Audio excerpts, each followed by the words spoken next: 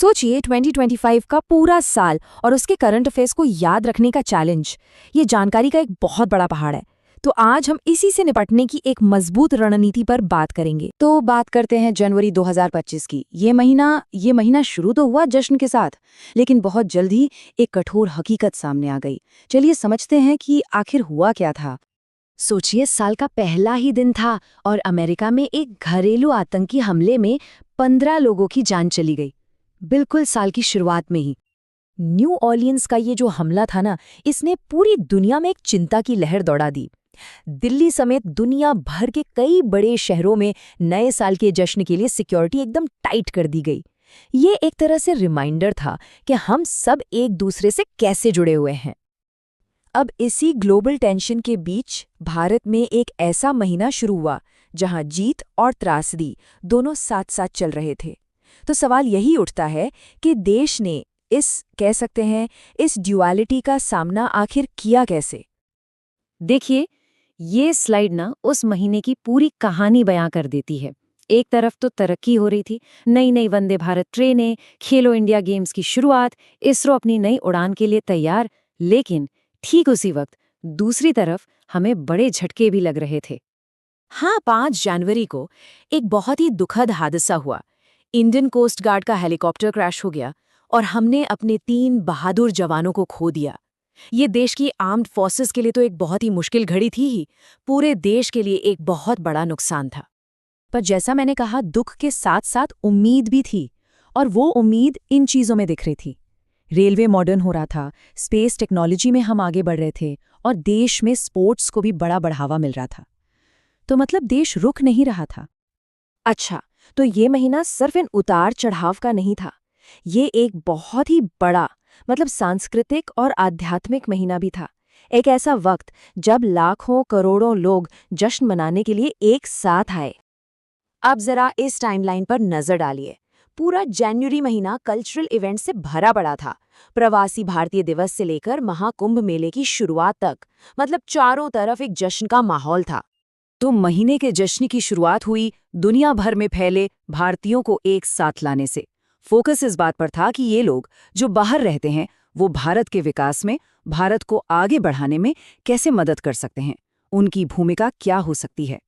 इसे कहते हैं दुनिया का सबसे बड़ा धार्मिक जमावड़ा। और ये कोई बढ़ा चढ़ाकर कही गई बात नहीं है, ये सच है।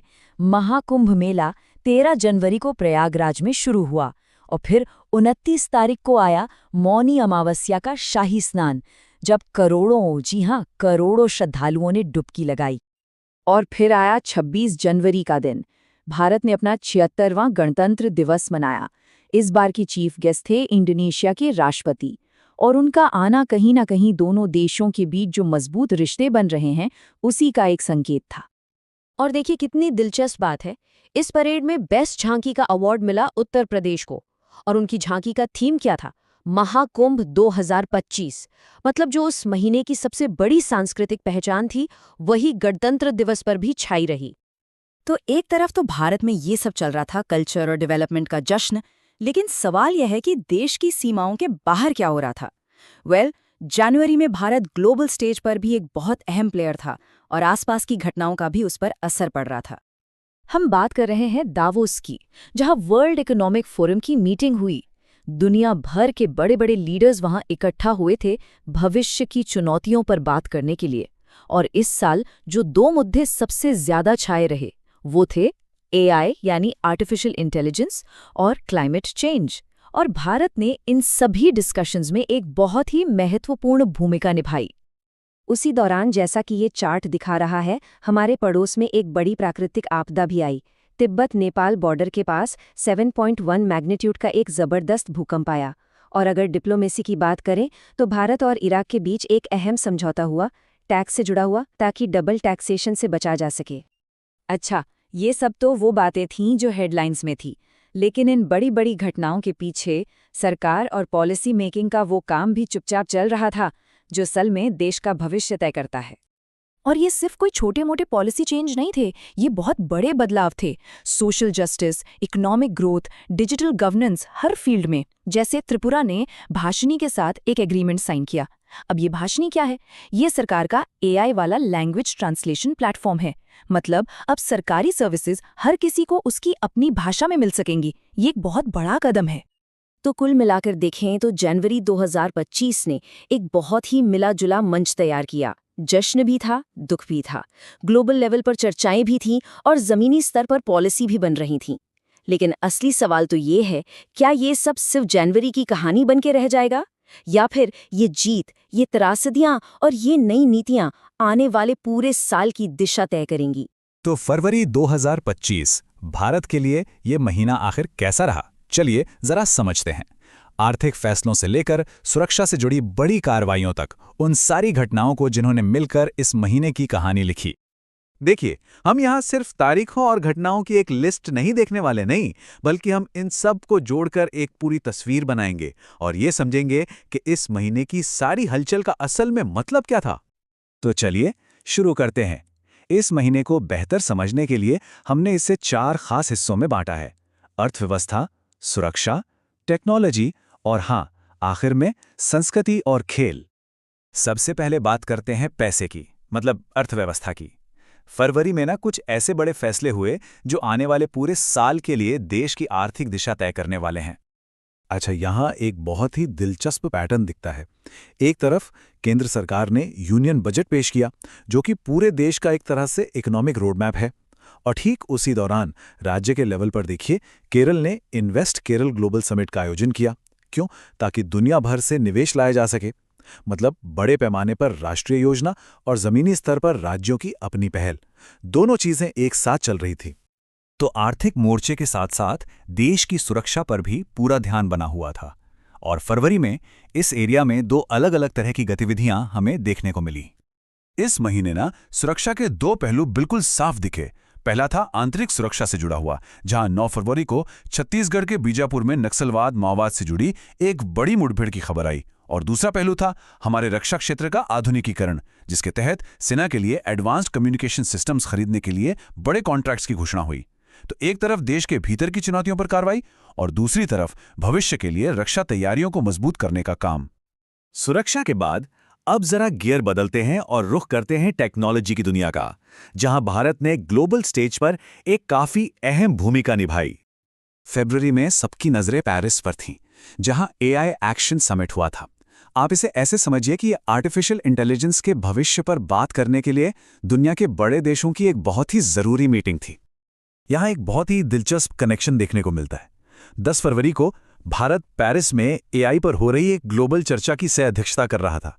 और फिर महीने के अंत में 28 फरवरी को अपने देश में राष्ट्रीय विज्ञान दिवस मनाया गया, जिसका मकसद ही है डोमेस्टिक रिसर्च को बढ़ावा देना। तो मतलब दुनिया को दिशा देने की कोशिश और अपने देश में विज्ञान की नींव मजबूत करने का काम, दोनों साथ साथ चले। इस समिट का जो सेंट्रल आइडिया था वो ये था कि एआई जैसी पावरफुल टेक्नोलॉजी को किसी एक देश के भरोसे नहीं छोड़ा जा सकता। इसके सही विकास के लिए ये बहुत जरूरी है कि दुनिया के सभी देश मिलकर नियम और दिशा निर्देश बनाएं। ठीक है, तो अर्थव्यवस्था, सुरक्षा और टेक्नोलॉजी की इन सब गंभीर बातों के अलावा फरवरी में संस्कृति, ज्ञान और खेल के रंग भी खूब देखने को मिले। इस महीने की कुछ झलकियां देखिए। मातृभूमि इंटरनेशनल फेस्टिवल ऑफ लेटर्स में दुनिया भर के लेखक और विचारक एक साथ जुटे। राष्ट्रपति ने आदि महोत्सव का उद्घाटन किया, जो हमारे देश की जनजातीय संस्कृति का एक बहुत बड़ा उत्सव है। और खेल के मैदान से भी अच्छी खबर आई, जब भारतीय महिला टीम ने साबा बास्केटबॉल चैंपियनशिप जीत ली। तो इन सारी अलग अलग घटनाओं को जब हम एक साथ मिलाकर देखते हैं, तो फरवरी 2025 की पूरी तस्वीर आखिर बनती क्या है? तो फरवरी की कहानी कुछ ऐसी है कि एक तरफ बजट के जरिए पूरे साल के लिए आर्थिक नींव रखी गई, दूसरी तरफ सुरक्षा के मोर्चे पर आंतरिक और बाहरी दोनों तरह की चुनौतियों पर ध्यान दिया गया। साथ ही भारत ने एआई जैसी भविष्य की टेक्नोलॉजी पर दुनिया में अपनी आवाज को और बुलंद किया। और इन सब के बीच देश ने अपनी संस्कृति और खेल की उपलब्धियों का भी जश्न मनाया। तो आखिर में सवाल ये उठता है कि फरवरी में जो ये नींव रखी गई है, चाहे वो आर्थिक हो, सुरक्षा से जुड़ी हो या टेक्नोलॉजी की, इसका असर आने वाले महीनों में हमें कैसा दिखेगा? ये घटनाएं सिर्फ इस एक महीने की कहानी नहीं है, बल्कि शायद ये पूरे साल की दिशा तय करने वाली पहली और सबसे अहम कड़ी हैं। नमस्ते। जानते हैं, हर महीने की ना अपनी एक कहानी होती है। ये कहानी सिर्फ तारीखों की नहीं होती, बल्कि उन घटनाओं की होती है जो उस महीने में हुई और उनके गहरे मतलब की। तो मार्च 2025 इसने हमें क्या सिखाया? चलिए आज इसी महीने की कहानी को परत दर परत खोलते हैं। हाँ, तो सवाल यही उठता है, क्या कोई भी महीना बस कुछ घटनाओं का एक कलेक्शन होता है, या फिर क्या ये हमें आने वाले कल की कोई झलक भी दे जाता है? चलिए पता लगाते हैं। तो शुरुआत करते हैं उन घटनाओं से जिनका सीधा असर हमारी नेशनल सिक्योरिटी, देश के अंदर की ताकतों और हाँ, हमारे पड़ोसियों के पॉलिटिकल माहौल पर पड़ा। देखिए, मार्च का महीना ना एक तरफ तो राष्ट्रीय गौरव और मिलिट्री कोऑपरेशन का महीना रहा। हमने सीआईएसएफ का स्थापना दिवस मनाया, खंजर मिलिट्री एक्सरसाइज भी हुई। लेकिन ठीक उसी वक्त हमारे पड़ोस में नेपाल में पॉलिटिकल इक्वेशन बदल रहे थे और वो एक बिल्कुल ही अलग कहानी कह रहे थे। और ये जो नेपाल वाली घटना है ना, ये सच में बहुत इंपॉर्टेंट है। काठमांडू की सड़कों पर पूर्व राजा ज्ञानेंद्र शाह के सपोर्ट में जो प्रदर्शन हुए, वो सिर्फ एक भीड़ नहीं थी, नहीं, वो इस पूरे इलाके में एक बड़े पॉलिटिकल बदलाव की गूंज थी। एक तरह से ये एक सिग्नल था कि इतिहास की कुछ ताकतें आज भी भविष्य पर अपना असर डालना चाहती हैं। अच्छा, अब आते हैं इस महीने के कुछ सबसे मुश्किल पलों पर। ये वो घटनाएं थीं, चाहे इंसानों की वजह से हुई हों या कुदरत की वजह से, जिन्होंने फौरन एक मजबूत एक्शन की मांग की। तो मार्च में महाराष्ट्र के नागपुर में कम्युनल टेंशन ने हिंसा का रूप ले लिया। ये घटना हमें याद दिलाती है कि समाज का ताना बाना कितना नाजुक हो सकता है। तो ये जो पूरा संघर्ष था, इसमें दो चीजें साफ दिखती हैं। एक तरफ एक मांग थी और दूसरी तरफ उसका एक बहुत ही दुखद नतीजा। यहाँ हम किसी का पक्ष नहीं ले रहे, बस जो जानकारी उपलब्ध है उसे जस का तस सामने रख रहे हैं। एक तरफ तो ये इंसानों का बनाया हुआ संकट था और दूसरी तरफ कुदरत ने भी एक बहुत बड़ी चुनौती सामने रख दी। 7.7 ये सिर्फ एक नंबर नहीं है, ये म्यांमार में आए उस जबरदस्त भूकंप की तीव्रता थी। सोचिए, इस एक आंकड़े में कितनी तबाही छिपी होगी। और इस बड़ी मुसीबत के जवाब में भारत का जो रिस्पॉन्स था वो बहुत तेज था। ऑपरेशन ब्रह्मा को लॉन्च किया गया और ये सिर्फ एक रेस्क्यू मिशन नहीं था, ये इस बात का एक बहुत बड़ा सबूत था कि मुश्किल घड़ी में हम अपने पड़ोसी के साथ कैसे खड़े होते हैं। चलिए इन संकटों से अब थोड़ा आगे बढ़ते हैं। मार्च का महीना हमारे प्लैनेट यानी हमारे पर्यावरण के लिए भी बहुत अहम था। और यहाँ ना एक बड़ी दिलचस्प चीज देखने को मिली, अवेयरनेस और रियलिटी के बीच का टकराव। मतलब मार्च का महीना तो जैसे एनवायरनमेंट को डेडिकेटेड दिनों से भरा हुआ था। World wild life day, international day of forests, world water day, Chipko movement की एनिवर्सरी, यहाँ तक कि जीरो वेस्ट डे भी। ऐसा लग रहा था जैसे पूरी दुनिया का फोकस हमारे प्लैनेट की हेल्थ पर आ गया हो। और इन दिनों का जो मैसेज था वो भी बहुत खास था। जैसे वर्ल्ड वाइल्ड लाइफ डे की थीम थी वन्यजीव संरक्षण के लिए साझेदारी। मतलब साफ था कि हमारी बायोडाइवर्सिटी को बचाने के लिए सबको मिलकर काम करना होगा। बिल्कुल इसी तरह वर्ल्ड वाटर डे की थीम थी शांति के लिए जल। ये थीम पानी जैसे जरूरी रिसोर्स को ग्लोबल स्टेबिलिटी और कोऑपरेशन से जोड़ती है। कितना शानदार आइडिया है ना, कि कैसे पर्यावरण के मुद्दे सीधे सीधे शांति से भी जुड़ जाते हैं। लेकिन एक तरफ तो ये सब अवेयरनेस कैंपेन चल रहे थे और दूसरी तरफ जमीनी हकीकत वो बिल्कुल अलग थी। हमारे मौसम विभाग यानी IMD ने एक चेतावनी जारी की। कहा कि मार्च में टेम्परेचर नॉर्मल से ज्यादा रहेगा और इसका सीधा खतरा किस पर था? हमारी गेहूं की फसल पर। यही है वो अवेयरनेस और रियलिटी के बीच का कड़वा सच। चलिए अब थोड़ा माहौल बदलते हैं, बात करते हैं मार्च के उन पलों की जो सेलिब्रेशन, कल्चरल प्राइड और यादों से जुड़े हुए थे। मार्च का कल्चरल कैलेंडर भी काफी वाइब्रेंट था। सोचिए, एक तरफ विमेंस डे पर अधिकारों की बात हुई, तो वहीं बिहार दिवस और राजस्थान दिवस जैसे राज्यों के गौरव का जश्न मना। और हाँ, हमने अपने शहीदों को भी याद किया। पूरा महीना यादों और उत्सवों से भरा था। और इन सब में से इंटरनेशनल विमेंस डे की बात तो करनी ही होगी। इसका जो कोर मैसेज है, राइट्स, इक्वालिटी और एम्पावरमेंट, वो सिर्फ एक दिन का नहीं है, बल्कि हर दिन के लिए उतना ही जरूरी है। और आखिर में चलिए थोड़ा भविष्य की तरफ देखते हैं। मार्च में कुछ ऐसी चीजें भी हुईं जो हमें ये दिखाती हैं कि हम टेक्नोलॉजी और यूथ पावर को लेकर कितने एम्बिशियस हैं। ये दो इवेंट्स देखिए, एक तरफ लखनऊ में एआई पर एक बड़ी इंटरनेशनल कॉन्फ्रेंस हुई और दूसरी तरफ उत्तर प्रदेश में विकसित भारत युवा संसद महोत्सव हुआ। मतलब एक तरफ टेक्नोलॉजी का भविष्य और दूसरी तरफ देश का भविष्य, हमारे युवा। दोनों पर फोकस करना एक बेहतर कल की तरफ एक बहुत मजबूत कदम है। और हाँ, जब भी भविष्य की बात होती है तो इसरो का जिक्र तो बनता है। ये नंबर देखिए, 7। ये क्या है?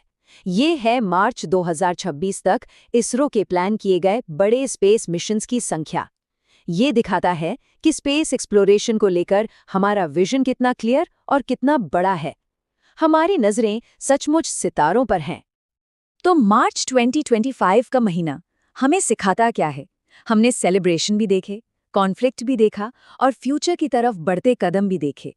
अब सवाल बस यही है कि इन सब में से कौन सी कहानी ज्यादा मजबूत निकलेगी और हमारे आने वाले कल को तय करेगी।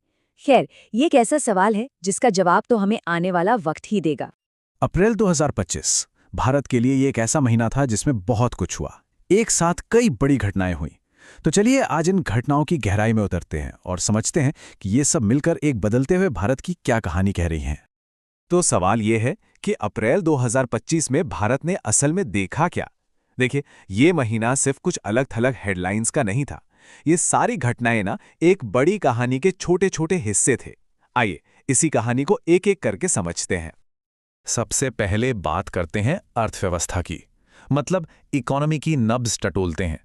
इस महीने आर्थिक मोर्चे पर तस्वीर थोड़ी मिली-जुली सी थी। कहीं पर चिंता के बादल मंडरा रहे थे तो कहीं उम्मीद की किरणें भी दिख रही थीं। जरा इस नंबर को देखिए, 1 लाख रुपए।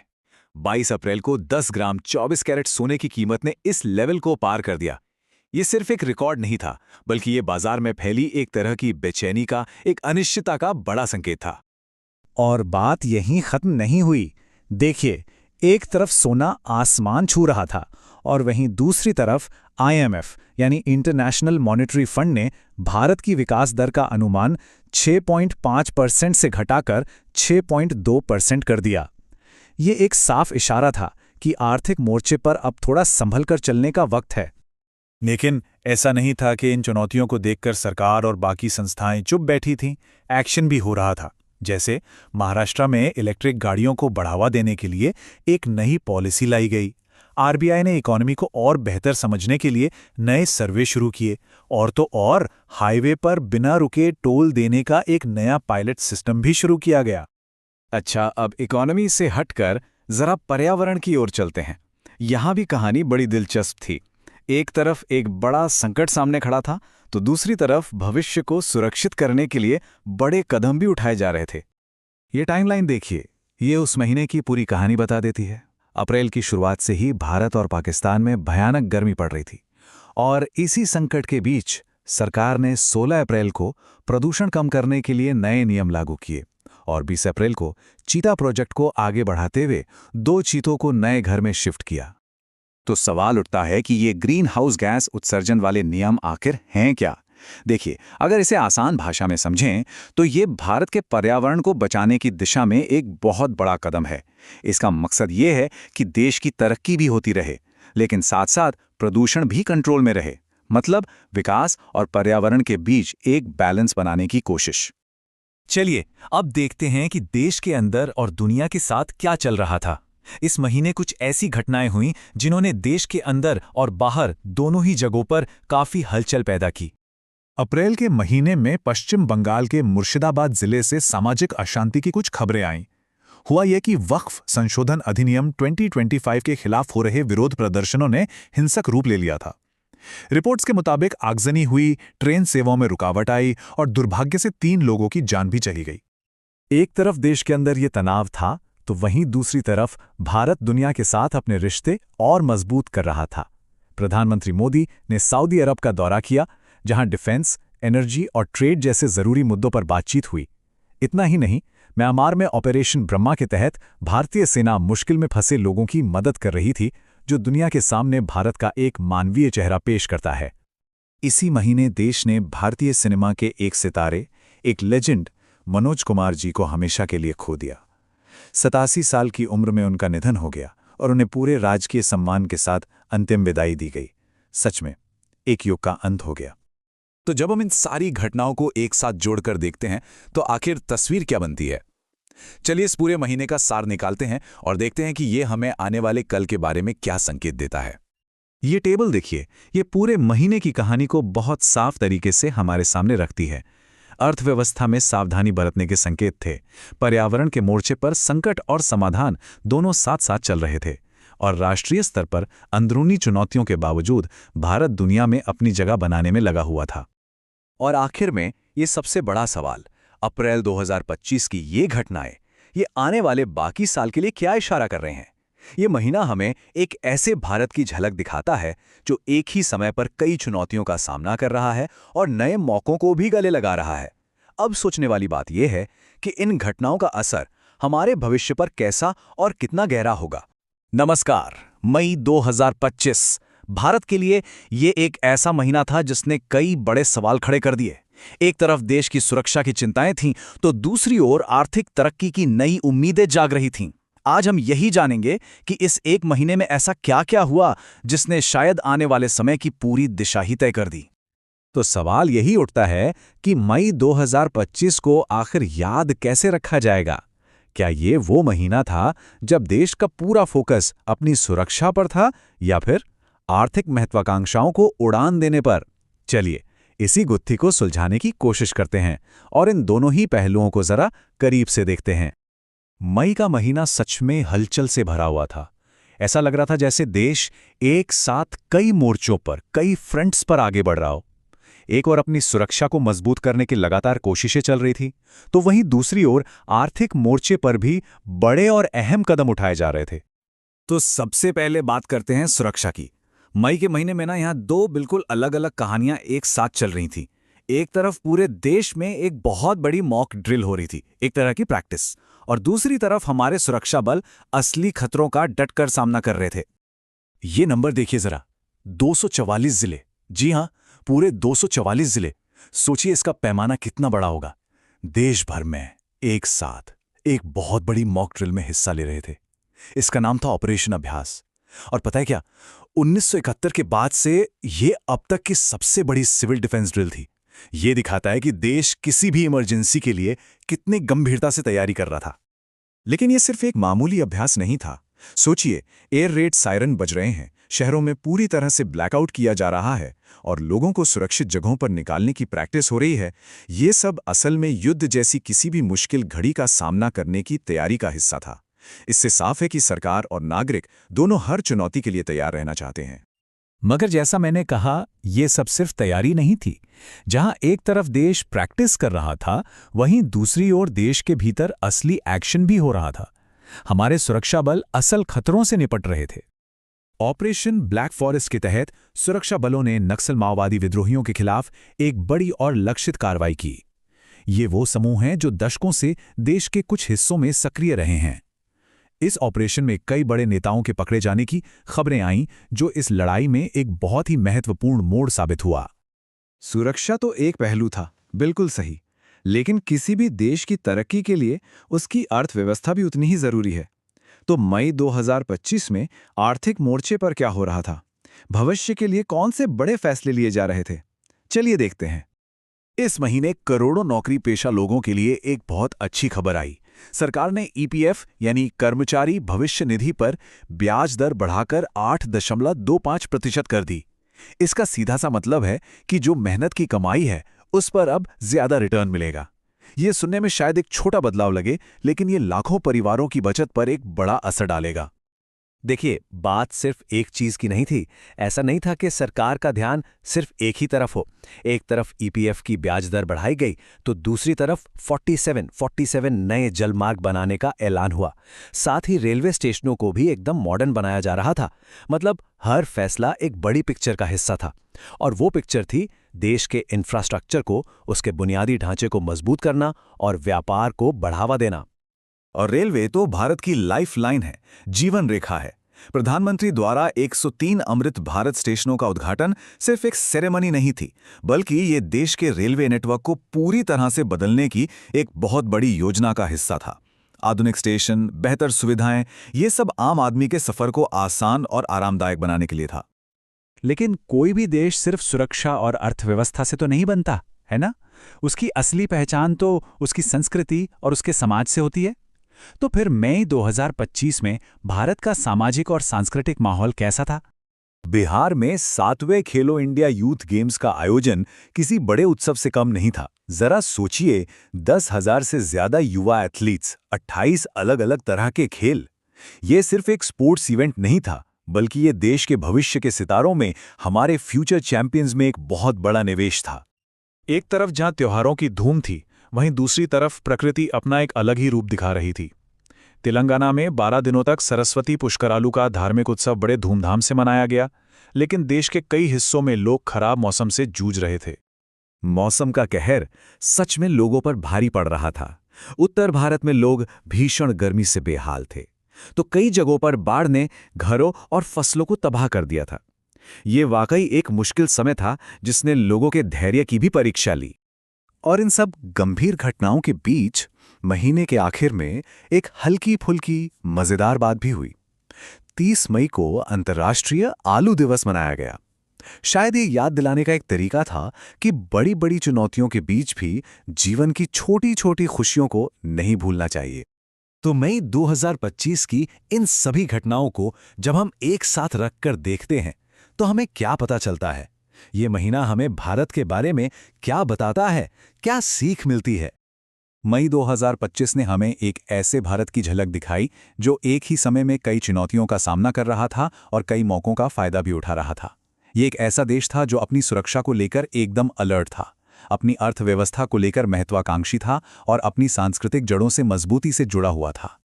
तो मई 2025 ने नींव तो रख दी है। सुरक्षा और अर्थव्यवस्था के इन मजबूत स्तंभों पर खड़ा होकर भारत अब किस दिशा में जाएगा? ये एक ऐसा सवाल है जिसका जवाब तो आने वाला वक्त ही देगा। लेकिन एक बात तो तय है, पूरी दुनिया की नजरें भारत पर हैं। नमस्कार। कभी सोचा है कि सिर्फ 2 हफ्तों में एक देश कितना कुछ हासिल कर सकता है? आज की इस चर्चा में हम जून 2025 के पहले 15 दिनों में भारत की कुछ सबसे बड़ी गतिविधियों पर नजर डालेंगे, कूटनीति से लेकर अंतरिक्ष तक। तो चलिए देखते हैं कि इन घटनाओं से देश की दिशा के बारे में हमें क्या पता चलता है। अच्छा, इन सभी घटनाओं को बेहतर ढंग से समझने के लिए हमने इन्हें 4 हिस्सों में बांटा है। पहला, दुनिया में भारत की भूमिका। दूसरा, हमारे प्लैनेट की सुरक्षा। तीसरा, भविष्य के लिए भारत का निर्माण। और आखिरी है जागरूकता बढ़ाने वाले खास दिन। तो चलिए पहले विषय से शुरू करते हैं। तो हमारा पहला विषय है विश्व मंच पर भारत। जून के पहले 2 हफ्ते भारत के लिए कूटनीतिक तौर पर काफी व्यस्त रहे। कई जरूरी बैठकें हुई, कई समझौते हुए। आइए जरा देखें कि भारत दुनिया भर के देशों के साथ अपने रिश्ते कैसे मजबूत कर रहा था। जैसा कि हम यहाँ देख सकते हैं, भारत की गतिविधियां किसी एक क्षेत्र तक ही सीमित नहीं थीं। ऑस्ट्रेलिया के साथ रक्षा पर बातचीत से लेकर जर्मनी के साथ क्लाइमेट चेंज पर सहयोग तक, भारत अलग अलग महाद्वीपों में कई जरूरी मुद्दों पर एक साथ काम कर रहा था। और ये भारत की बढ़ती ग्लोबल पहुंच को साफ साफ दिखाता है। यहाँ हम देख सकते हैं कि भारत अपनी सुरक्षा को कितनी गंभीरता से ले रहा है। ऑस्ट्रेलिया के साथ बातचीत और फ्रांस के साथ नौसैनिक अभ्यास जैसे कदम खास तौर पर हिंद प्रशांत क्षेत्र में भारत की रणनीतिक स्थिति को और मजबूत करते हैं। मतलब ये सिर्फ बैठकें नहीं है, बल्कि ये प्रैक्टिकल सहयोग के जरिए अपनी क्षमताओं को बढ़ाने के बारे में है। और इन सभी कूटनीतिक गतिविधियों का एक सबसे बड़ा पल था G7 शिखर सम्मेलन में भारत की भागीदारी।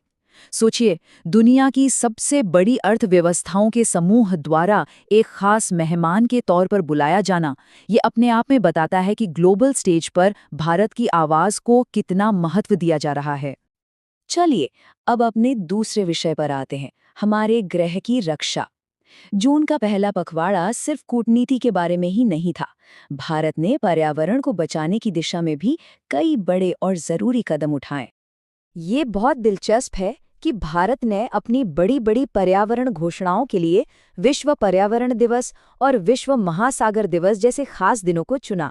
ये सिर्फ प्रतीकात्मक नहीं है, ये दिखाता है कि भारत वैश्विक पर्यावरण एजेंडे के साथ अपनी राष्ट्रीय प्राथमिकताओं को जोड़ने के लिए कितना सीरियस है। इस साल विश्व पर्यावरण दिवस की थीम थी भूमि पुनर्स्थापन, मरुस्थलीकरण और सूखा लचीलापन। और ये भारत के लिए तो खास तौर पर बहुत ज़रूरी है, जहां ज़मीन का खराब होना और पानी की कमी एक बहुत बड़ी चुनौती है। तो ये थीम भारत की नीतियों के लिए एक साफ दिशा देती है। और सबसे ज़रूरी बात यह है कि ये सब अलग-अलग पहले नहीं थीं। राष्ट्रीय तटीय लचीलापन मिशन और नई समुद्री जैव विविधता नीति, ये दोनों एक दूसरे को सपोर्ट करती हैं। साथ मिलकर ये भारत के विशाल समुद्र तट और उसके कीमती समुद्री जीवन को बचाने के लिए एक मजबूत प्लान बनाती हैं। तो वैश्विक मंच और पर्यावरण के अलावा भारत अपने भविष्य को बनाने के लिए देश के अंदर भी बड़े अहम कदम उठा रहा था। हमारा तीसरा विषय टेक्नोलॉजी, फाइनेंस और इंफ्रास्ट्रक्चर में हुई तरक्की पर है। अर्थव्यवस्था के मोर्चे पर भारतीय रिजर्व बैंक ने स्थिरता को प्राथमिकता दी। रेपो रेट को न बदलने का फैसला महंगाई को कंट्रोल करने और आर्थिक विकास को बढ़ावा देने के बीच एक संतुलन बनाने की कोशिश थी। साथ ही डिजिटल पेमेंट फ्रॉड पर नए दिशा निर्देश जारी करके आरबीआई तेजी से बढ़ती डिजिटल अर्थव्यवस्था को और भी ज्यादा सुरक्षित बना रहा है। और टेक्नोलॉजी के क्षेत्र में एक बहुत बड़ी खबर इसरो से आई। अगली पीढ़ी के रॉकेट इंजन का सफल परीक्षण भारत के स्पेस प्रोग्राम के लिए एक बहुत बड़ा मील का पत्थर है। इससे भविष्य में और भी भारी सैटेलाइट लॉन्च करने और ज्यादा एम्बिशियस स्पेस मिशंस को पूरा करने की भारत की क्षमता बढ़ जाएगी। तो एक तरफ अंतरिक्ष में हार्डवेयर की तरक्की हो रही थी, तो वहीं दूसरी तरफ जमीन पर सरकार सॉफ्टवेयर के जरिए भविष्य बना रही है। एक नए एआई आधारित एजुकेशन प्लेटफॉर्म का पायलट लॉन्च होना भारत में शिक्षा के क्षेत्र में एक क्रांति ला सकता है, जिससे छात्रों के लिए सीखने के मौके और भी बेहतर और आसान हो जाएंगे। और भारत की आर्थिक कहानी का एक और जरूरी हिस्सा विदेशों में रहने वाले भारतीयों से आता है। जून में विदेशों से भेजे गए पैसों यानी रेमिटेंस फ्लो ने एक नया रिकॉर्ड बनाया। ये एक बार फिर साबित करता है कि भारतीय प्रवासी देश की अर्थव्यवस्था में कितना बड़ा योगदान देते हैं। हमारा आखिरी विषय इस बात पर रोशनी डालता है कि भारत कैसे ग्लोबल अवेयरनेस डेज को सिर्फ कैलेंडर पर एक तारीख के तौर पर नहीं, बल्कि असल में एक्शन लेने के एक मौके के तौर पर इस्तेमाल कर रहा है। ये स्लाइड एक बहुत ही पावरफुल स्ट्रैटेजी दिखाती है।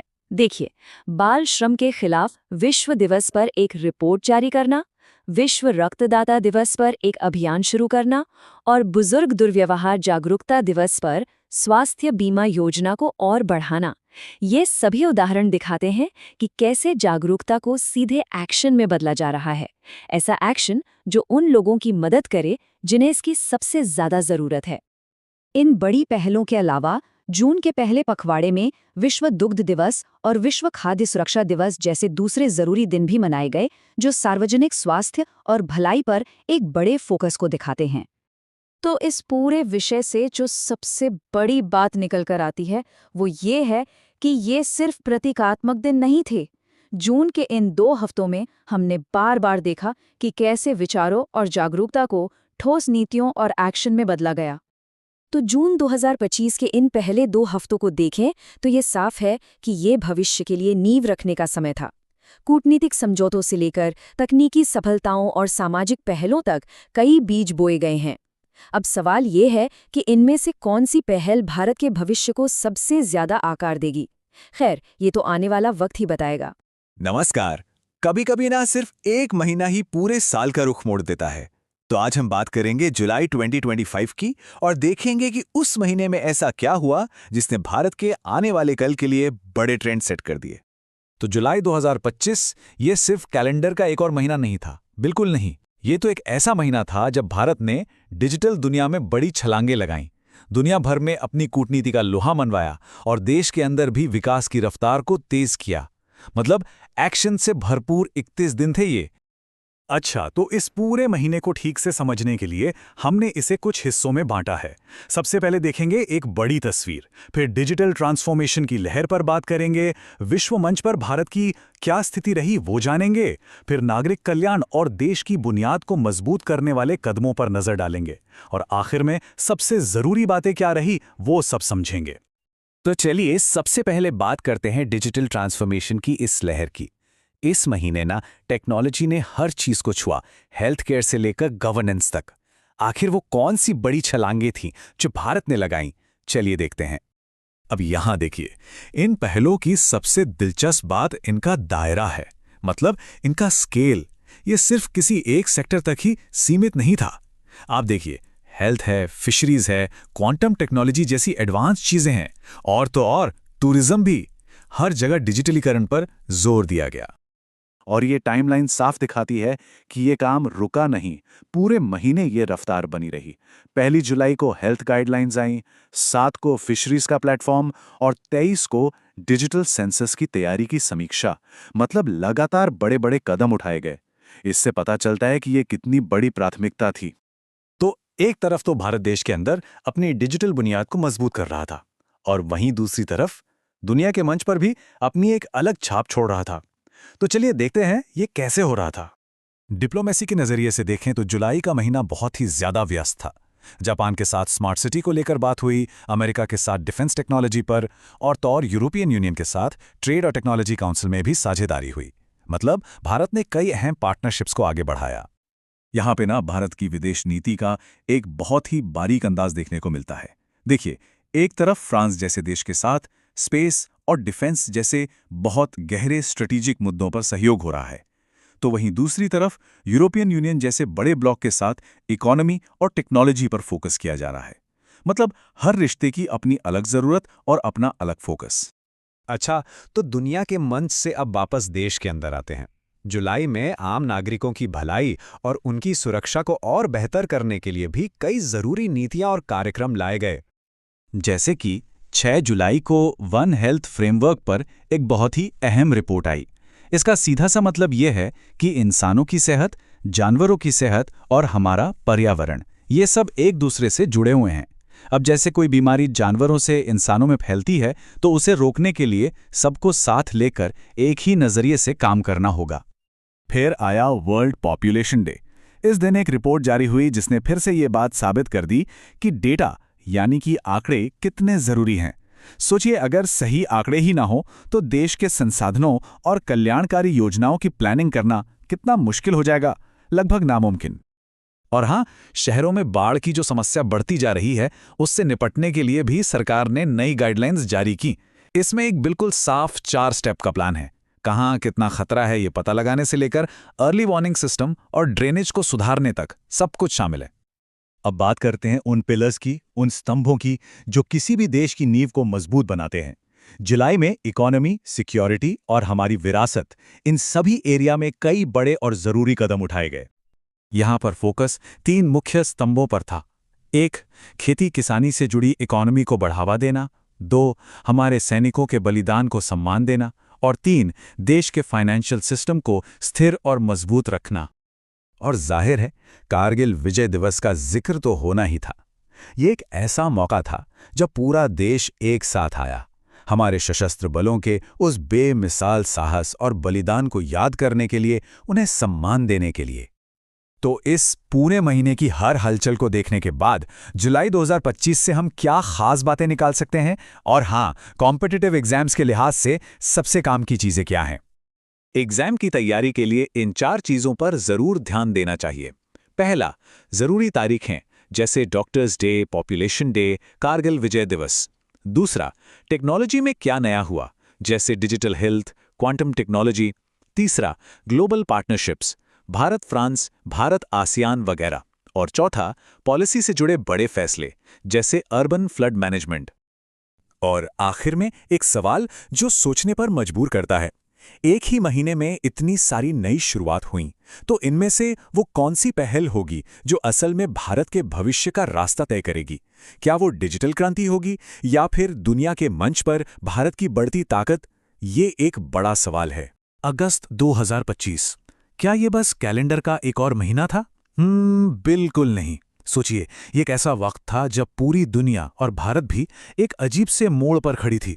एक तरफ तो तरक्की की कह सकते हैं एक उम्मीद थी, और दूसरी तरफ उथल-पुथल का माहौल था। हर जगह यही विरोधाभास देखने को मिल रहा था। और यही हमारे आज के विश्लेषण का सार है। एक ही महीने में जैसे 2 अलग-अलग दुनियाएं बस रही थीं। आप इसे एक ही सिक्के के दो पहलू समझ सकते हैं।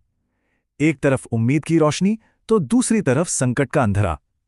अगस्त 2025 में दुनिया सचमुच इन्हीं दो हकीकतों के बीच झूल रही थी। तो इस पूरे महीने की कहानी को समझने के लिए हम इसे कुछ हिस्सों में देखेंगे। सबसे पहले बात करेंगे आर्थिक उतार चढ़ाव की, फिर देखेंगे कि शांति और संघर्ष का मोर्चा कैसा रहा।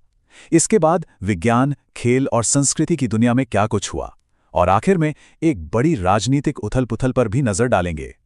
तो चलिए शुरुआत करते हैं आर्थिक मोर्चे से।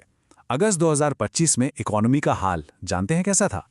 बिल्कुल एक रस्साकशी के खेल जैसा। एक तरफ बाजार में घबराहट थी तो दूसरी तरफ भविष्य को लेकर एक मजबूत दांव भी लगाया जा रहा था। और ये घबराहट इस नंबर से साफ दिखती है, लगभग 35,000 करोड़ रुपए। सोचिए, ये वो रकम है जो विदेशी संस्थागत निवेशकों यानी FIIs ने सिर्फ एक महीने के अंदर भारतीय बाजारों से निकाल ली। ये एक बहुत बड़ा झटका था और इसने साफ कर दिया कि जब दुनिया भर के बाजारों में डर फैलता है तो उसका असर हम पर भी पड़ता है। लेकिन जैसा मैंने कहा, ये कहानी का सिर्फ एक पहलू था, क्योंकि जिस वक्त शॉर्ट टर्म मार्केट में ये खलबली मची हुई थी, उसी वक्त पर्दे के पीछे भविष्य के लिए एक बहुत बड़ी तैयारी चल रही थी। और ये है वो पूरा कॉन्ट्रास्ट। एक तरफ बाजार का डर था जिससे लगभग 35,000 करोड़ रुपए बाहर चले गए, और दूसरी तरफ देखिए, सरकार ने 76,000 करोड़ रुपए के सेमिकॉन इंडिया प्रोग्राम को हरी झंडी दी। साथ ही बैंकिंग कानूनों में भी संशोधन लागू किए गए। मतलब साफ था, भले ही आज बाजार में डर हो, लेकिन देश की नींव मजबूत करने के लिए लंबे दांव खेले जा रहे थे। ये एक ऐसा फैसला था जो आने वाले दशकों में भारत की तस्वीर बदल सकता है। अच्छा, अब अर्थव्यवस्था से आगे बढ़ते हैं और देखते हैं कि दुनिया के मंच पर, यानी शांति और संघर्ष के मोर्चे पर, यही विरोधाभास कैसे नजर आ रहा था। और यहां भी महीने की शुरुआत एक अच्छी खबर से हुई। 8 अगस्त को शांति की एक बड़ी उम्मीद जगी। अजरबैजान और आर्मेनिया के बीच नागोर्नो काराबाग को लेकर एक अहम शांति समझौते पर दस्तखत हुए। ये दशकों पुराने संघर्ष को खत्म करने की दिशा में एक बहुत बड़ा कदम था। पर शांति कितनी नाजुक होती है, इसका एहसास भी इसी महीने हुआ। एक तरफ समझौता हो रहा था तो दूसरी तरफ देखिए, 6 अगस्त को हिरोशिमा दिवस पर पुराने जख्मों को याद किया गया। 19 अगस्त को अफगानिस्तान में एक भयानक बस हादसे और धमाके में करीब 79 प्रवासियों की जान चली गई। फिर 23 अगस्त को यूरोप के कई शहरों में आप्रवासन के खिलाफ प्रदर्शन हुए, और पूरे महीने DR कॉन्गो में सैन्य संघर्ष चलता रहा। मतलब साफ है, एक तरफ शांति की कोशिशें तो दूसरी तरफ हिंसा और तनाव का कड़वा सच। चलिए, अब जरा इन तनाव भरी खबरों से हटकर विज्ञान, खेल और संस्कृति की दुनिया में चलते हैं, क्योंकि इन तमाम उथल-पुथल के बीच अगस्त 2025 ने हमें जश्न मनाने के भी कई मौके दिए। और उपलब्धियों की ये लिस्ट काफी लंबी है। भारत ने अपने चंद्रयान 3 मिशन की सालगिरह को राष्ट्रीय अंतरिक्ष दिवस के तौर पर मनाया। इंग्लैंड में महिला रग्बी वर्ल्ड कप का आगाज हुआ। फ्रांस की पॉलिन फेरेंड प्रीवोट ने टूर डी फ्रांस फेम्स जीता। चीन के चिंदू में वर्ल्ड गेम्स 2025 का आयोजन हुआ। और तो और, मनिका विश्वकर्मा ने मिस यूनिवर्स इंडिया 2025 का ताज अपने नाम किया। ये सारे पल याद दिलाते हैं कि इंसान की आगे बढ़ने की चाहत कभी कम नहीं होती। और अब एक मजेदार, या कहें तो थोड़ी अजीब खबर। इंडोनेशिया में क्या हुआ पता है? मशहूर जापानी एनीमे वन पीस का जो पायरेट फ्लैग है, उसे राष्ट्रीय एकता के लिए खतरा घोषित कर दिया गया है। जी हां, एक एनीमे का झंडा। ये एक छोटा सा लेकिन बड़ा दिलचस्प उदाहरण है कि कैसे कल्चर और पॉलिटिक्स कभी-कभी बहुत ही अनोखे तरीकों से टकरा जाते हैं। और अब आते हैं अपने आखिरी हिस्से पर, एक ऐसी बड़ी राजनीतिक घटना जिसने अगस्त के महीने की अस्थिरता वाली थीम को और भी मजबूत कर दिया। ये खबर आई थाईलैंड से। 30 अगस्त को वहां की राजनीति में जैसे एक भूचाल आ गया। वहां के संवैधानिक न्यायालय ने प्रधानमंत्री पेतुंगतान शिनावत्रा को उनके पद से हटाने का आदेश दे दिया। ये एक ऐसा फैसला था जिसके बाद देश में एक नए राजनीतिक संकट का खतरा मंडराने लगा था। तो आर्थिक दांव-पेंच और शांति समझौतों से लेकर अचानक हुए इस राजनीतिक उलटफेर तक अगस्त 2025 का ये पूरा महीना हमें आखिर सिखाता क्या है? सबसे बड़ी सीख शायद यही है कि दुनिया कभी भी एक सीधी लकीर पर नहीं चलती। तरक्की और संकट, ये दोनों हमेशा साथ साथ चलते हैं। और कामयाब होने के लिए सिर्फ मौकों को भुनाना ही काफी नहीं है, बल्कि अचानक आने वाली चुनौतियों के लिए भी तैयार रहना पड़ता है। ये महीना हमें यही याद दिलाता है कि भविष्य हमेशा अनिश्चित होता है और हमें हर कदम पर सतर्क रहने की जरूरत है। चलिए, आज सितंबर 2025 के एक बहुत ही व्यस्त महीने को करीब से देखते हैं और ये समझने की कोशिश करते हैं कि ये जो छोटी बड़ी घटनाएं हैं वो किसी देश के बड़े इरादों के बारे में क्या बताती हैं। तो आइए सितंबर 2025 में थोड़ा और गहरा उतरते हैं और देखते हैं कि कैसे ये रोज की लगने वाली बातें मिलकर एक बहुत बड़ी तस्वीर बनाती हैं। तो देखिए, सितंबर 2025 में एनर्जी, डिप्लोमेसी और टेक्नोलॉजी, इन सभी क्षेत्रों में कई बड़े कदम उठाए गए। और सबसे पहले बात करें क्लीन एनर्जी की, तो इसमें ग्रीन हाइड्रोजन मिशन को आगे बढ़ाना एक बहुत बड़ा कदम था। सिर्फ यही नहीं, अंतर्राष्ट्रीय रिश्तों को मजबूत करने पर भी पूरा जोर था, जैसे कि यूके, आसियान और अफ्रीका के साथ व्यापार और सहयोग को लेकर जरूरी बातचीत हुई। और हाँ, फ्यूचर टेक्नोलॉजी पर भी फोकस साफ दिखा जब नेशनल स्पेस स्टार्टअप पॉलिसी को अपडेट किया गया। और ये सब सिर्फ एक महीने के अंदर हुआ। तो चलिए अब इन सभी चीजों को एक एक करके समझते हैं। अच्छा, ये तो हो गई बड़ी बड़ी पॉलिसी वाली सुर्खियां, लेकिन इनके अलावा सितंबर में लोगों की सेहत और उनकी भलाई पर भी काफी जोर दिया गया। मतलब एक पूरा होलिस्टिक अप्रोच अपनाया गया। एक तरफ पोषण सप्ताह और मेंटल हेल्थ अवेयरनेस पर काम हुआ, तो दूसरी तरफ जन औषधि योजना से सस्ती दवाएं मिलने ये पक्का किया गया। और तो और हार्ट से जुड़ी हेल्थ सर्विसेज को भी बढ़ाया गया। अब हेल्थ के बाद आते हैं एक और बहुत ज़रूरी मुद्दे पर, वो है एनवायरमेंटल सस्टेनेबिलिटी। सितंबर में ये भी एक बड़ा थीम था और पूरे महीने इस पर कई ज़रूरी पहलें हुईं। खास तौर पे 12 सितंबर का दिन, इस दिन ग्रीन हाइड्रोजन मिशन के दूसरे फेज की घोषणा हुई, जो देश के क्लीन एनर्जी फ्यूचर के लिए एक मील का पत्थर साबित हो सकता है। अब ये मिशन इतना ज़रूरी क्यों है? क्योंकि ये सिर्फ भारत के क्लाइमेट गोल्स को पूरा करने में ही मदद नहीं करेगा, बल्कि इसका मकसद भारत को क्लीन एनर्जी के मामले में ग्लोबल लीडर बनाना भी है। और इसका पूरा फोकस है रिन्यूएबल सोर्सेज से फ्यूल बनाने पर।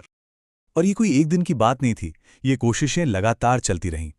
जैसे महीने की शुरुआत हुई international day of clean air पर एयर क्वालिटी मॉनिटरिंग को बढ़ाने से, फिर ओजोन लेयर और गैंडों को बचाने पर भी काम हुआ, और आखिर में Bharat European Union climate dialogue भी हुआ।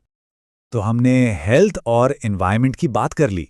अब चलते हैं ह्यूमन कैपिटल में इन्वेस्टमेंट की तरफ। मतलब देखते हैं कि सितंबर के महीने में एजुकेशन को इकोनॉमिक एम्पावरमेंट से जोड़ने के लिए क्या-क्या किया गया। देखिए, स्किल बिल्डिंग के लिए एक पूरा रास्ता तैयार किया गया। शुरुआत हुई बेसिक और डिजिटल लिटरेसी से, फिर साइबर सिक्योरिटी जैसे स्पेशलाइज्ड फील्ड्स पर फोकस किया गया, और साथ ही हमारे पारंपरिक कारीगरों को सपोर्ट करने वाली स्कीम्स को भी आगे बढ़ाया गया। मतलब हर लेवल पर काम हुआ। अच्छा, ये तो हुई देश के अंदर की बातें। अब जरा देश के बाहर नजर डालते हैं। सितंबर में भारत की ग्लोबल स्टैंडिंग को मजबूत करने के लिए भी कई जरूरी डिप्लोमैटिक एक्टिविटीज हुई। यहाँ पे स्ट्रैटेजी बिल्कुल साफ थी, दो तरफा। एक तरफ तो यूके जैसे बड़े पार्टनर्स के साथ सीधे रिश्ते मजबूत किए गए, और दूसरी तरफ आसियान और अफ्रीका जैसे ग्रुप्स के साथ मिलकर काम करने पर भी जोर दिया गया। तो चलिए अब इन सभी धागों को जोड़कर देखते हैं कि इन सारी पहलों ने मिलकर सितंबर में देश की इकोनॉमिक पॉलिसी को कैसे एक नई शक्ल दी। इस महीने के बड़े इकोनॉमिक पॉलिसी मूव्स पर अगर नजर डालें, तो एक तरफ स्पेस और क्लीन एनर्जी जैसी फ्यूचर टेक्नोलॉजी में इन्वेस्टमेंट है, तो दूसरी तरफ अर्बन डेवलपमेंट पर भी फोकस है, और साथ ही क्वार्टरली इकोनॉमिक रिव्यू भी जारी हुआ। ये सब मिलकर एक दूर की सोच रखने वाली इकोनॉमिक स्ट्रैटेजी की तरफ इशारा करते हैं। तो कुल मिलाकर देखें तो सितंबर 2025 सिर्फ कुछ घटनाओं का कलेक्शन नहीं था, ये भविष्य का एक ब्लूप्रिंट था। लेकिन अब सवाल ये उठता है कि साफ हवा से लेकर डिजिटल इकोनॉमी तक इतने सारे मोर्चों पर जो काम हुआ है, उनमें से कौन सी प्राथमिकता देश के आने वाले रास्ते को सबसे ज्यादा तय करेगी? ये सोचने वाली बात है। तो चलिए आज बात करते हैं अक्टूबर 2025 की। ये महीना काफी हलचल भरा था, और अगर हम रोज की खबरों को अलग अलग देखें तो शायद पूरी तस्वीर साफ न हो। इसीलिए आज हम इस महीने की सबसे बड़ी घटनाओं को एक साथ जोड़कर देखेंगे, ताकि हम समझ सकें कि असल में क्या हुआ था और ये हमारे लिए क्यों जरूरी है। तो हमारा सफर कैसा रहेगा? सबसे पहले हम पूरे महीने पर एक नज़र डालेंगे, फिर भारत के डिजिटल और सुरक्षा से जुड़े कदमों को समझेंगे। उसके बाद लोगों, हमारे प्लैनेट और देश की समृद्धि से जुड़ी पहलों पर बात करेंगे। फिर देखेंगे कि विश्व मंच पर भारत की क्या भूमिका रही, और आखिर में महीने की सबसे जरूरी बातों को दोहराएंगे। तो अक्टूबर 2025 क्या ये बस कैलेंडर का एक और पन्ना था या इसमें कोई गहरा मतलब छिपा है? आइए तारीखों से आगे बढ़कर देखते हैं कि ये महीना भारत की प्राथमिकताओं के बारे में हमें क्या बताता है। जी हाँ, अक्टूबर सिर्फ 31 दिनों का हिसाब किताब नहीं था। ये एक कहानी थी, रणनीति की, लोगों की भलाई की और दुनिया के साथ भारत के रिश्तों को मजबूत करने की। तो बड़ी तस्वीर तो हमने देख ली, अब जरा बारीकियों में उतरते हैं। हमारा अगला पड़ाव है ये समझना कि भारत अपने भविष्य को, खास तौर पर अपने डिजिटल और रणनीतिक मोर्चों को कैसे मजबूत कर रहा है। इस टाइमलाइन को देखिए, एक पैटर्न साफ नजर आता है। महीने की शुरुआत होती है आरबीआई की साइबर सिक्योरिटी सलाह से और महीना खत्म होते होते बैंकिंग स्टेबिलिटी रिपोर्ट आ जाती है। और बीच में साइबर और स्पेस सिक्योरिटी पर बड़े ऐलान। मतलब साफ है, सुरक्षा का मुद्दा पूरे महीने टॉप पर रहा। तो ये राष्ट्रीय साइबर सुरक्षा रणनीति आखिर है क्या? देखिए, ये सिर्फ एक सरकारी दस्तावेज नहीं है। इसे एक तरह का सुरक्षा कवच समझिए, जो हमारे डिजिटल दुनिया की हर चीज, हमारे बैंक खातों से लेकर देश के पावर ग्रिड तक, सबको साइबर हमलों से बचाने का एक पूरा प्लान है। आज के जमाने में ये कितना जरूरी है, हम सब जानते हैं। तो इन सारी पहलुओं को एक साथ देखें तो कैसा लगता है? ऐसा लगता है जैसे भारत एक डिजिटल किला बना रहा हो, है ना? बैंकिंग से लेके पोस्ट ऑफिस और यहाँ तक कि अंतरिक्ष तक हर ईंट बहुत सोच समझकर रखी जा रही है ताकि देश का भविष्य सुरक्षित रहे। लेकिन बात सिर्फ डिजिटल दीवारों को मजबूत करने की नहीं है। एक मजबूत देश की नींव उसके लोगों और हमारे प्लैनेट से भी बनती है। तो चलिए अब देखते हैं कि लोगों की भलाई, पर्यावरण की सुरक्षा और देश की समृद्धि के लिए क्या कुछ हुआ। इस महीने की एक और खास बात देखिए, कैसे समाज के अलग अलग हिस्सों पर ध्यान दिया गया। एक तरफ बुजुर्गों की बेहतर देखभाल है, तो दूसरी तरफ ग्रामीण महिलाओं को आत्मनिर्भर बनाने की कोशिश। ये दिखाता है कि सरकार समाज के हर तबके तक पहुंचने का प्रयास कर रही है। और ये जो अप्रोच है ना, ये काफी बैलेंस्ड है। ऐसा नहीं है कि सारा ध्यान सिर्फ शहरों पर है। गांव में महिलाओं के लिए बिजनेस के मौके बनाए जा रहे हैं, तो वहीं शहरों में गरीबों को नई स्किल्स दी जा रही हैं ताकि उन्हें रोजगार मिल सके। मतलब कोशिश ये है कि कोई भी पीछे ना छूटे। लोगों की बात तो हो गई, अब जरा ग्रह और समृद्धि की बात करते हैं। पशुओं के कल्याण से लेकर क्लाइमेट चेंज की तैयारियों तक, इन सब पहलुओं में एक कॉमन धागा है, और वो है एक सस्टेनेबल यानी टिकाऊ और मजबूत भविष्य बनाने का इरादा। चलिए अब देश की सीमाओं से बाहर निकलते हैं और देखते हैं कि दुनिया के मंच पर भारत की क्या भूमिका रही। अक्टूबर के महीने में भारत के अंतर्राष्ट्रीय रिश्ते कैसे रहे? अक्टूबर का महीना कूटनीति के लिहाज से काफी व्यस्त रहा। अफ्रीका के साथ हेल्थ पर बातचीत हो या आसियान देशों के साथ समुद्री सुरक्षा पर, हर मुलाकात को बहुत सोच समझकर प्लान किया गया था ताकि दुनिया के अलग अलग कोनों से रिश्तों को और गहरा किया जा सके। लेकिन इन सब में से Bharat Germany green energy partnership पर खास ध्यान देना होगा। क्यों? क्योंकि ये सिर्फ दो देशों का समझौता नहीं है, ये एक बड़ा स्टेटमेंट है। ये दुनिया को बताता है कि भारत क्लाइमेट चेंज से लड़ने के लिए कितना सीरियस है और इस लड़ाई में वो एक लीडर की भूमिका निभाने को तैयार है। तो हमने काफी कुछ देख लिया है, काफी जानकारी हो गई है। अब ऐसा करते हैं, इन सबको समेटकर कुछ ऐसे की पॉइंट्स बनाते हैं जो अक्टूबर 2025 को समझने और याद रखने में हमारी मदद करेंगे। तो अगर अक्टूबर 2025 को बस 4 हिस्सों में याद रखना हो तो कैसे रखेंगे? पहला, कुछ खास दिन जैसे गांधी जयंती और यूएन डे। दूसरा, साइबर और स्पेस सिक्योरिटी पर जोर। तीसरा, सामाजिक भलाई मतलब हेल्थ, स्किल्स और सेफ्टी। और चौथा, क्लाइमेट एक्शन। बस ये 4 थीम इस महीने की पूरी कहानी बयां कर देती हैं। तो अक्टूबर ने एक तरह से स्टेज सेट कर दिया है, नींव रख दी है। अब असली सवाल ये है कि इस नींव पर भारत आगे क्या बनाने वाला है। नवंबर में कौन से नए रणनीतिक कदम देखने को मिलेंगे? खैर, इसके लिए तो हमें इंतजार ही करना होगा। नमस्कार, चलिए सीधे चलते हैं नवंबर 2025 में और एक नज़र डालते हैं कि उस एक महीने में दुनिया भर में क्या कुछ खास हुआ। ये महीना कई मायनों में बहुत अहम था और इसकी कुछ घटनाओं ने आने वाले वक्त की दिशा तय कर दी। तो नवंबर 2025, ये महीना ना एक तरह से 2 बिल्कुल अलग कहानियों जैसा था। एक तरफ बहुत उथल-पुथल थी, तबाही थी, तो वहीं दूसरी तरफ उम्मीद की एक किरण भी नजर आ रही थी। ये महीना हमें यही दिखाता है कि कैसे मुश्किल हालात के बीच से ही नई शुरुआत के रास्ते भी निकलते हैं। चलिए सबसे पहले बात करते हैं उन घटनाओं की जिन्होंने सच में दुनिया भर में लोगों की जिंदगी पर गहरा असर डाला। महीने की शुरुआत ही कई बड़ी मानवीय त्रासदियों से हुई। ये जो नंबर है 288 से ज्यादा, ये सिर्फ एक आंकड़ा नहीं है। ये उन लोगों की कहानी है जिनकी जानें टाइफून कलमागी की वजह से चली गई। ये एक बहुत ही विनाशकारी तूफान था जिसने दक्षिण पूर्व एशिया में जबरदस्त तबाही मचाई थी। और बात यहीं खत्म नहीं हुई। इसके बाद अफगानिस्तान में एक और कुदरती आफत आई। वहां आए भूकंप ने कम से कम 31 जानें ले लीं और जो मानवीय संकट वहां पहले से था वो और भी ज्यादा गहरा हो गया। और इसी दौरान अमेरिका के केंटकी में एक यूपीएस का कार्गो प्लेन क्रैश हो गया जिसमें 14 से ज्यादा लोग मारे गए। तो आप देख सकते हैं एक के बाद एक ये महीना वाकई त्रासदियों से भरा हुआ था। मतलब एक बात तो साफ है, ये मुसीबतें किसी एक देश या एक इलाके तक ही नहीं थी। फिलीपींस, वियतनाम से लेकर अफगानिस्तान और अमेरिका तक दुनिया के अलग अलग कोनों में लोग एक ही वक्त पर अलग अलग मुश्किलों का सामना कर रहे थे। और इसी बीच भारत में दिल्ली ब्लास्ट के पीड़ितों के लिए मुआवजे की घोषणा ने कई पुराने जख्मों को फिर से ताज़ा कर दिया। तो ये तो थी आपदाओं की बात। अब जरा रुख करते हैं राजनीति की तरफ, क्योंकि वहां भी सत्ता का खेल और संघर्ष अपने चरम पर था। ये दो तस्वीरें ना उस महीने की पूरी राजनीतिक कहानी बयां कर देती हैं। देखिए, एक तरफ पंजाब यूनिवर्सिटी के छात्र अपने हक के लिए सड़कों पर संघर्ष कर रहे थे, तो दूसरी तरफ बिहार में नीतीश कुमार 10वीं बार मुख्यमंत्री पद की शपथ लेकर एक नया रिकॉर्ड बना रहे थे। ये सत्ता के दो बिल्कुल अलग चेहरे दिखाते हैं, एक सड़क पर और दूसरा सत्ता के सबसे ऊंचे शिखर पर। और ये सियासी हलचल सिर्फ भारत तक ही सीमित नहीं थी। ब्राजील में पूर्व राष्ट्रपति जायर बोल्सोनारो को 27 साल की सजा हुई, जो एक बहुत बड़ी अंतर्राष्ट्रीय खबर बनी। वहीं भारत में कर्नाटक में सीएम की कुर्सी को लेकर खींचतान चलती रही और छत्तीसगढ़ के जंगलों से भी संघर्ष की खबरें लगातार सुर्खियों में थीं। तो देश की राजनीति से निकलकर अब चलते हैं ग्लोबल स्टेज पर। देखते हैं कि दुनिया भर में क्या चल रहा था, जहां बड़े बड़े देश और उनके नेता अहम मुद्दों पर एक साथ आ रहे थे।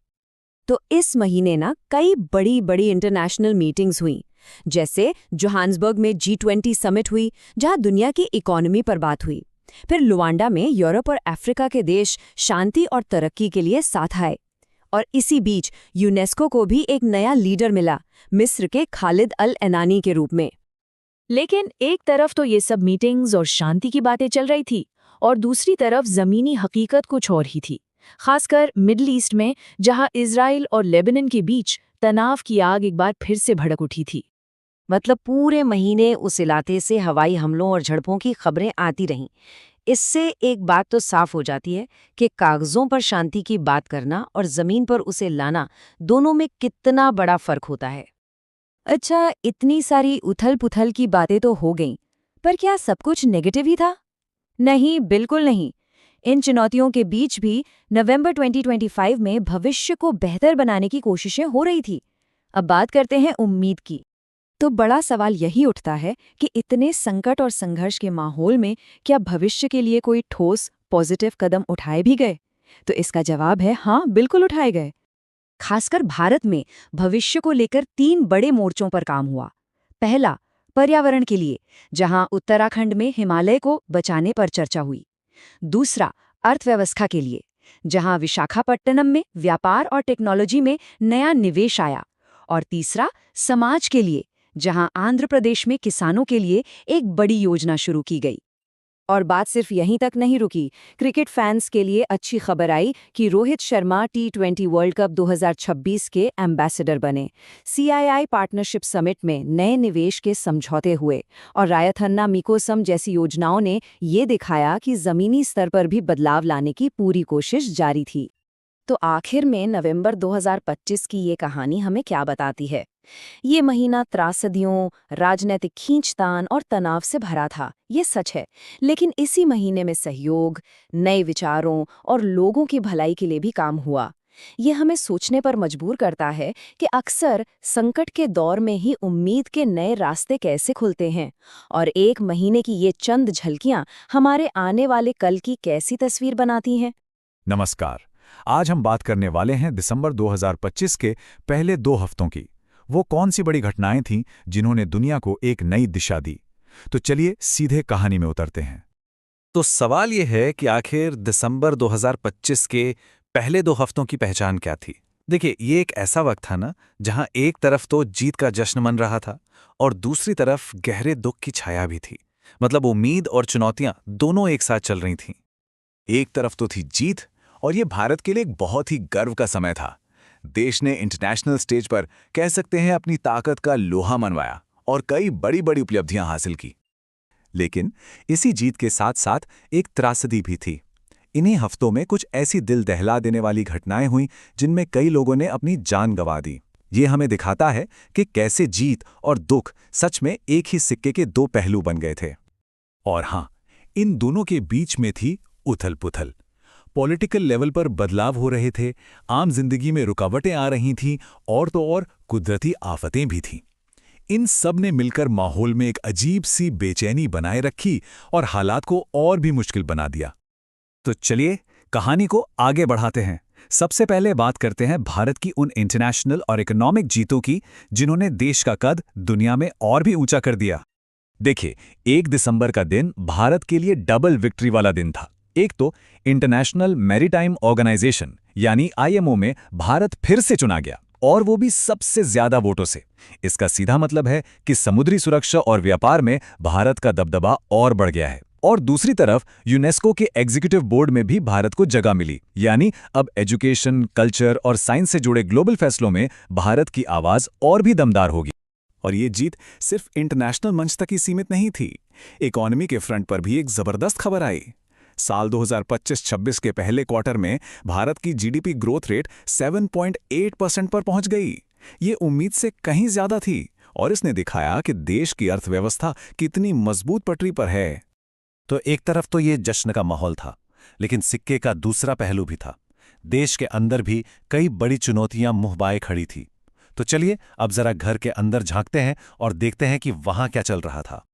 ये जो टाइमलाइन है ये उस दौर की मुश्किलों को बिल्कुल साफ दिखाती है। देखिए, 3 दिसंबर को इंडिगो की फ्लाइट्स में भारी गड़बड़ी हुई जिससे हजारों पैसेंजर्स परेशान हुए।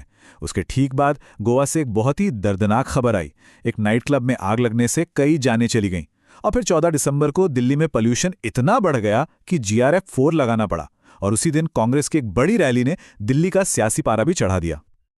अच्छा, अब भारत से बाहर निकलते हैं और देखते हैं कि दुनिया के बाकी हिस्सों में क्या हो रहा था। ये वो दौर था जब कई देशों में इलेक्शंस हो रहे थे और कुछ जगहों पर राजनीतिक माहौल में काफी हलचल भी थी। दुनिया के अलग अलग कोनों में डेमोक्रेसी पूरी तरह से एक्शन में थी। सेंट लूसिया, मिस्र, हांगकांग, फॉकलैंड आइलैंड्स और चिली, इन सभी जगहों पर चुनाव हुए। मतलब ये पूरा दौर ग्लोबल डेमोक्रेटिक एक्टिविटीज से भरा हुआ था। और इसी दौरान 11 दिसंबर को साउथ कोरिया की पॉलिटिक्स में एक बड़ा भूचाल आ गया। वहां के ओशंस मिनिस्टर और एक बड़े सांसद दोनों पर रिश्वत के आरोप लगे और उन्हें इस्तीफा देना पड़ा। जाहिर है इस घटना ने सरकार की इमेज पर काफी असर डाला। अब बात करते हैं कुछ दुखद घटनाओं की। ये एक ऐसा दौर था जिसने हमें प्राकृतिक और इंसानी दोनों तरह की आपदाओं की याद दिलाई, जिन्होंने दुनिया के अलग अलग हिस्सों में अपना असर दिखाया। शुरुआत करते हैं साइक्लोन दितमा से। यहाँ एक अच्छी बात ये हुई कि ये तूफान जमीन से टकराने से पहले ही काफी कमजोर पड़ गया, तो एक बहुत बड़ी तबाही तो टल गई। हाँ, लेकिन इसका असर तमिलनाडु और पुडुचेरी के तटीय इलाकों में देखने को जरूर मिला। लेकिन हर घटना का अंत इतना राहत भरा नहीं था, है ना? इस दौर में कई ऐसी त्रासदियां हुईं जो हमें ये याद दिलाती हैं कि जिंदगी कितनी नाजुक हो सकती है। मिसाल के तौर पर साउथ अफ्रीका से एक बहुत ही चौंकाने वाली खबर आई। वहां एक बार में हुई फायरिंग में बच्चों समेत 11 लोगों की बेरहमी से हत्या कर दी गई। और फिर 8 दिसंबर को जापान के अओमोरी तट के पास समुद्र में 7.6 की तीव्रता का एक जबरदस्त भूकंप आया। 7.6 ये बहुत शक्तिशाली होता है। इसके बाद वहां सुनामी का अलर्ट भी जारी कर दिया गया, जिससे पूरे इलाके में दहशत का माहौल बन गया। तो इतनी सारी गंभीर खबरों के बीच कल्चर, स्पोर्ट्स और सोसाइटी में भी कुछ ऐसा हो रहा था जो सुर्खियां बटोर रहा था। तो चलिए अब थोड़ा माहौल बदलते हैं और इन खबरों पर नजर डालते हैं। खेल की दुनिया में देखिए, इंडियन स्पोर्ट्स प्रीमियर लीग यानी ISPL 2026 को लेकर बज़ बनना शुरू हो गया था। म्यूजिक की बात करें तो फ्रांस के लू डेल्यूज ने जूनियर यूरोविजन सॉन्ग कॉन्टेस्ट 2025 जीत लिया। और हाँ, सबसे बड़ी हाईलाइट थी फुटबॉल के लेजेंड लियोनेल मेसी की भारत विजिट। मुंबई और हैदराबाद में हुए उनके इवेंट्स ने तो बस फैंस का दिल ही जीत लिया। और 14 दिसंबर का दिन 2 वजहों से बहुत खास था। पहला, भारत में नेशनल एनर्जी कंजर्वेशन डे मनाया गया, जो दिखाता है कि हम सस्टेनेबल डेवलपमेंट को लेके कितने सीरियस हैं। और दूसरा, ग्लोबल लेवल पर यूनाइटेड नेशंस ने पहली बार इंटरनेशनल डे अगेंस्ट कोलोनियलिज्म मनाया। ये इतिहास को समझने और उस पर बात करने की एक नई और ज़रूरी शुरुआत थी। तो कुल मिलाकर देखें तो दिसंबर की ये शुरुआत असल में एक एक्सट्रीम कॉन्ट्रास्ट वाला दौर था। मतलब एक तरफ बड़ी बड़ी सफलताएं थीं, जश्न था, तो दूसरी तरफ उतनी ही गहरी मुश्किलें और दुखद घटनाएं भी थीं। और सबसे कमाल की बात यह है कि ये सब कुछ एक ही वक्त पर हो रहा था। और ये सब हमें एक बहुत बड़े सवाल पर लाकर खड़ा कर देता है। क्या ये जो तेज उतार चढ़ाव हैं, जहां जबरदस्त कामयाबी और गहरी त्रासदी एक साथ देखने को मिल रही है, क्या ये ही हमारी तेजी से बदलती दुनिया का न्यू नॉर्मल है? ये एक ऐसा सवाल है जिस पर सोचना बहुत जरूरी है।